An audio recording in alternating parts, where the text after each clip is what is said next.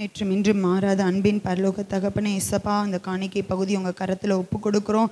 என் ஆலயத்தில் ஆகாரம் உண்டாயிருக்கும்படிக்கு தசம பாகங்களை எல்லாம் என் பண்டக சாலையில் கொண்டு வாருங்கள்.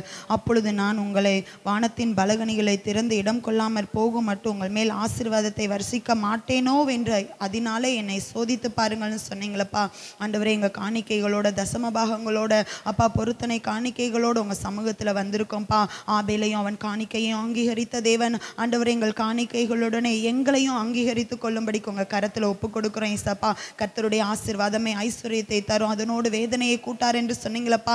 நாங்கள் கையிட்டு செய்யக்கூடிய வேலைகளில் ஆண்டவரை ஏற்ற காலத்தில் எங்கள் தேசத்தில் மழை பெய்யவும் நாங்கள் கையிட்டு செய்யக்கூடிய வேலைகளில் ஆசீர்வாதத்தை அப்பா நீர் கட்டளையிடும்படிக்கு ஆண்டவரை உங்கள் கரத்தில் ஒப்பு கொடுக்குறோம் ராஜா. ஆவியானவரே அப்பா, வீணான பண விரயங்களுக்கு விலைக்கு காத்துக்கொள்ளுங்க ஆண்டவரே. சடுதியாய் வரக்கூடிய செலவுகளுக்கு விலைக்கு காத்துக்கொள்ளுங்க. வீணான மருத்துவ செலவுகளுக்கு விலைக்கு பாதுகாத்து கொள்ளுங்க இசப்பா.